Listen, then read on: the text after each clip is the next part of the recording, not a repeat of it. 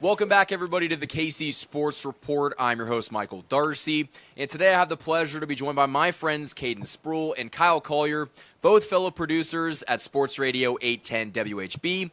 And in this video, we're going to give a sneak peek at the Chiefs and Broncos matchup and kind of talk about the importance behind this game, because the Chiefs could not only lose the division if they lose on Sunday, they could hurt their playoff chances.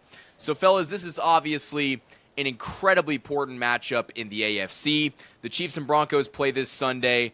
I think I saw something that if they win, their chance to win the division is like 51%, but if they lose, it dips below 40. So it's safe to say that it's all hands on deck. The time is now. If they do not win this game this weekend, you could basically just kiss the division goodbye. But I want to get your thoughts on this, and we'll start with Kyle.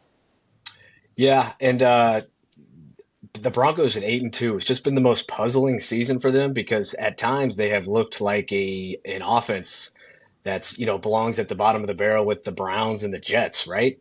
And then they've just been pulling out these stunning victories. So they're a bit of a question mark. And honestly, watching them, what scares you is their pass rush and their defense. Obviously, I know Pat Surtain, the second, he's been out for. I think he was placed on IR, and it's been about 3 or 4 weeks now. I don't think he's going to play in this game against Kansas City. But what doesn't scare me is their quarterback. So this matchup will be really interesting because if Josh Simmons is not playing, I am interested to see how Jalen Moeller does against Nick Bonito over there in Denver. It's a little bit nerve wracking because I feel like this is a game where you weren't scared of Jacksonville at all, right? Trevor Lawrence is not a quarterback that scares me, but Bo Nix at times can just look great, and then he can look terrible. So it feels like a bit of a coin flip to me. Yeah, you're completely right, Kyle. This is a big time matchup, not only for the division wise, but also just playoff seeding in general. I think when you look at if you're looking at the 1 seed, I think that it's completely open still. The Colts have just barely squeaked by. Last week they barely squeaked by, and then the week before that they took a loss. We see the Broncos are just barely getting by. And we played both of those teams. We played the Broncos twice and then the Colts as well. So I still think there's an opportunity there. It's pretty grim, but it's still open. But yeah, I think you're right as far as the pass rush as well. We talked about it a little bit on the night shift last week. The Broncos came in the last week with 40 sacks, and they added 6 to that total against Geno Smith and the Raiders the other night. So that pass rush is just completely hell on wheels. It will help, yeah, that they won't have Patrick Surtain out there, so they won't, they won't be able to hold in coverage as long. But yeah, it's definitely something to watch. We know this Chiefs offensive line has been pretty shaky up and down the past couple of weeks. Obviously we've had a couple injuries along the line, but that's going to be something to watch. And then I said it before, I'd like to see this defensive line just for the Chiefs kind of just take over and get to Bo Nix and force him to make those plays. You said he can be good at times, but we know we've seen him look really bad as well. So I'd like to see the Chiefs, bring that out of him and force him to make some plays.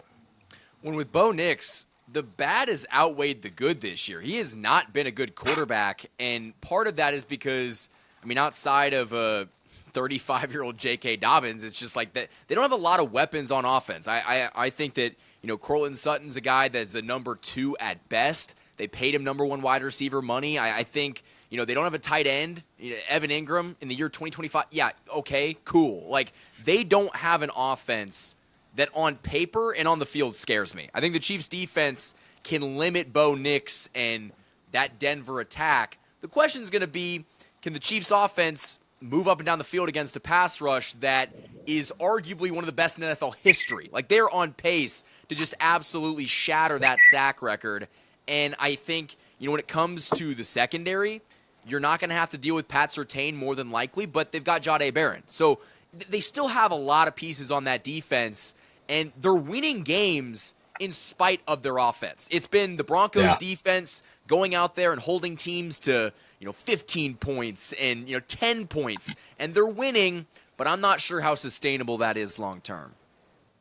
Yeah, no, you're right. And over the second half of this schedule, I think the Broncos will drop a couple of games. It feels like their luck just has to run out at some point. But that's also kind of what I think we all were thinking about the Kansas City Chiefs last year. All those one-score games that they would just pull out of nowhere. What also kind of stinks about this matchup is the Chiefs are getting the bye, and I've said this was just the perfect time for the bye week for the Chiefs because Caden, you brought up the injuries that they've been dealing with, and then we'll see if Josh Simmons plays in this game or not. But the Broncos are kind of coming off their own mini bye because they played the Raiders on Thursday night, so they're getting 10 days of rest. All in all, these are going to be two rested teams, likely mostly healthy teams. It should be a high energy game. What worries me about that is, the Chiefs turning it over because Patrick Mahomes is running for his life back there. I wouldn't expect Josh Simmons to play, so that's what I'm most worried about. Ooh, that's a big development. You're not expecting him to play this week, Kyle? No, well, I mean, Andy Reid, he talked today and just had nothing to say. And he just said he's back with us, but Pete Sweeney asked, "Are you going to play?" He's on Andy Reid's Zoom. He does every Monday. He was just like, we'll figure that out. They don't practice until Wednesday. And he's just like, we'll figure that out when it comes to it. Then I think Sam McDowell asked, "Is he in football shape?" And he's like, "Yeah, we're not going to go into that." And that's all he said. So he's been out for what, over a month now? Has it been that long? Yeah. Yeah. So I would expect them to treat this like a guy coming off of injury. And against maybe they're thinking about the long term, and against a pass rush like Denver's, maybe that's a good thing. I'm not sure. I'm not sure, really how I feel about that situation yet.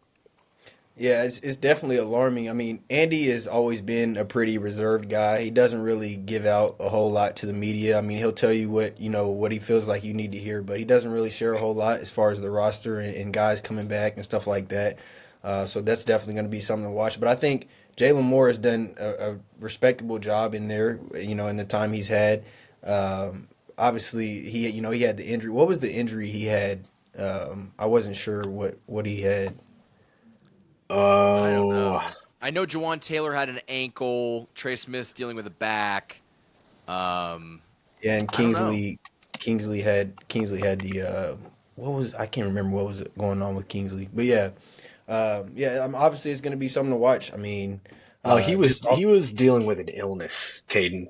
okay, That's I what got that was. He kept being questionable on reports. Yeah, I remember that. okay, yeah. So I mean, yeah, like I said, Jalen's done a pretty respectable job, but I think that anybody in Chiefs Kingdom would rather have Josh Simmons in there. We see that he through his first couple weeks in his rookie season, he's looked like a franchise left tackle. Yeah. And we long talked about when the Chiefs would even have the opportunity to acquire a guy like that either through trade or through the draft, and it fell right in our lap this season. So yeah, that's going to be something to watch for sure. Well, I'll tell you what, if Josh Simmons doesn't end up playing on Sunday, I think we need to have a conversation about how much he truly cares about football, because the guy misses a month with this personal family issue, and he wasn't working out. He wasn't keeping himself in shape. And I understand there's a difference between, going to work out and taking live NFL reps. But at the same time, if this was Isaiah Pacheco coming off of this sprained MCL, you're not going hmm to ease him back in. Once he's good to go, he's good to go. And so, for a guy that missed all that time with a non-injury, if he doesn't play this weekend, I think we have to have a serious conversation about that. And I think you need Josh Simmons against a pass rush that is destroying the league in sacks right now. Like, if you don't have Simmons out there, it's only going to be more difficult. But I want to talk more about the importance of this matchup, and we'll do that right after this break. This video is sponsored by my friends over at DM Injury Law. Injured in an accident, you could be entitled to significant compensation, but time is critical. Rely on the experienced personal injury attorneys at DM Law, Kansas City and Missouri's top injury law firm. DM Law is a full-service personal injury practice supported by a large team of investigators, case managers, medical records specialists, and more. And best of all, you don't pay unless they win. DM Law operates on a contingency fee basis, meaning no fees unless they win your case. And they also provide free consultations. So if you've been injured, don't wait. You can contact DM Law today for a free consultation and learn how they can help you pursue the compensation you deserve. Let them handle the fight while you focus on healing. Hurt in a car wreck? Call Mike. Remember, Mike's got this. The choice of a lawyer is an important decision and should not be based solely upon advertisement. Thanks to DM Injury Law for sponsoring this video. The Hollywood Casino at Kansas Speedway is the place to be. With over 1,500 slot machines, 35 table games, 4 restaurants, and an ESPN Bet sportsbook, there are plenty of ways to find your fun. For more chances to win, follow their Facebook, Instagram, and X. Must be 21. Gambling problem? Call 1-800-GAMBLER. Huge thanks to the sponsors that have supported this channel all football season long. Now, we kind of talked about it at the beginning of this video. The Chiefs need this game to win the division. And even if they do win it, it's still an uphill battle. But if you lose this game, the Broncos then become 9-2. You move to 5-5. I think you can basically kiss the division goodbye at that point. But how important is it for the Chiefs' playoff odds? Is it for them to win this game against Denver? It's absolutely it's enormous because right now you are the first team on the outside looking in. Now you do have the same record as Jacksonville right now, although Jacksonville, because you lost to them, does have the tiebreaker over you. But we've seen Jacksonville play this year. They got off to a hot start at 4-1, but that's a team you just knew was fraudulent kind of all along. And they showed it this past week, letting Davis Mills complete a 20-point comeback in the fourth quarter on you. So that's a team that I think definitely will be eliminated eventually. But yeah, this back-to-back with Denver and Indianapolis, I mean, you're putting yourself up against the 1 and 2 seeds right now in the AFC. And if you drop one of those games, it's just going to make it even harder. Now, I still think the Chiefs can win or lose, probably one more at the most, because I don't want to run the risk of going 11-6 and missing the playoffs. So I think if you drop one, it cannot be Denver. But it's going to be a tough second half. The Chiefs kind of did dig themselves a hole, and it's going to start with Denver getting out of it. Yeah, I'm glad you brought up the Texans win over the Jags because obviously we know the Chiefs are neck and neck with them in the standings, but they also, they own that tiebreaker. But then also the Chargers and the Bills also own a tiebreaker over the Chiefs due to the head-to-head. So the Chiefs definitely have a tough road in front of them. As you said, Kyle, I don't think that, I wouldn't be comfortable dropping more than one the rest of the way. I would obviously prefer to win out. But if you drop 2 games, it starts to look murky for sure. It's scary. So they need to come in motivated. They need to come in ready to play. And as you said earlier, I think this is perfect timing. Coming off the bye, coming off a loss to the Bills, something that we've seen happen the last 5 seasons, which is insane. But yeah, I think this is perfect timing. And we know what Andy Reid does off a bye. I think Pat will have those guys ready to roll, have their mindsets ready. In fact, I'll go as far to say that if the Chiefs come off the bye and just play a clunker against Denver and they lose, that's when you sound the alarms. Because this Chiefs team is coming off of a bye. They got their ass kicked by the Buffalo Bills. They lost 4 games before their bye week. And then you come off of that rest and you don't beat a Denver team that struggles to put up 20 points a game. Like, I think at that point, we've got much bigger issues than just, you lost a game here or there. No, these losses have stacked up, and you've put yourself in a point where you cannot keep affording to lose these games. And so, ideally they win out. I don't know how realistic that is, but the Chiefs have put themselves in this position, and, the good news is I think they can get out of it, but they have to go, about their business, and it starts with beating Denver on Sunday. And if you look ahead to that Indianapolis game, if you look ahead to the Titans, you're going to lose. And if this team is 5-5, that's when things get scary. Yeah, no, you're 100% right. The second half of the schedule is incredibly important, and the Chiefs still kind of have a somewhat difficult one, I would say. Obviously, when we mentioned the Broncos and the Colts, but just looking at the other contenders, the Broncos' schedule second half does not look too difficult. Same with the Bills. So I don't want to say you have to win out, but man, would I love to see it. Yeah, yeah, it's very important. You talk about the motivation factor. I don't know that, there's any more time that, the Chiefs should be more motivated than they are right now. I think not only, just them struggling on the field, but then all the outside noise as well. They've been the top team, in the league coming into every season and throughout every year, and this year is just a little bit different. I can tell you for sure that the Broncos are going to be looking at this game as a playoff game, whether or not the Chiefs are or not. And no matter what the Broncos' record is right now, they understand that. I mean, you heard Nick Bonito talk about it a little bit. That the AFC West runs through the Chiefs. You have to beat the top dog in order to be the top dog. So they're going to be looking at this game as a playoff game, no matter what point of the season is, and they're going to be ready to roll. So I just hope that the Chiefs come out with that same intensity. Yeah, Well, they're I'll going to tell be you looking what. for a. Sorry, Darcy, but No, no, you're good. you're absolutely right.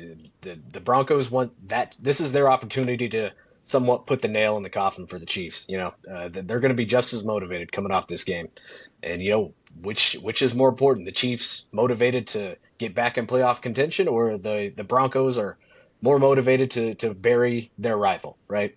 So yeah, the implication for this game is enormous. What I was going to say is that after Sean Payton kicked your ass in a meaningless Week 18 game and said, we liked the matchup after they got eliminated by the Bills if they got past the Bills, Sean Payton has talked so much shit that it almost needs to be a game where Andy Reid comes out and says, you know what, you're still little brother, and puts them in their place because, talk about a team that has an overinflated ego at 8-2, but if you just look at the quality of their wins, I think they're a Trojan horse. Like, they genuinely are a team that I think when they get put up against a team like the Chiefs, and I'm saying this now, they haven't played yet, but I think the Chiefs are the better team, and I think they'll prove that on Sunday. But I think that is all the time we have in this video. My final question for both of you is, where can the people find your content? And we'll start with Kyle. And real quick, Buffalo lost to Miami. The Chiefs are now the Super Bowl favorite again, even at 5-4, Ooh. right? But yeah, you can find me on Twitter at Kyle Collier _810, and then listen to me on Sports Radio 810. I produce the program with Ren Petro weekdays 2 to 6. Then find me right here, and then the night shift on Sports Radio 810 on Wednesday nights. You can find me on X or Twitter at CadenceBro810, and then I produce the night shift with Michael and Kyle, and then also the take with Andy Sweeney from 7 to 9 on Wednesday nights as well. So you can catch me there. And guys, all their stuff will be linked in the description of this video. Hit that like button, subscribe for more Daily Chiefs content. Until next time, guys, thank you for watching this video, and as always, go Chiefs.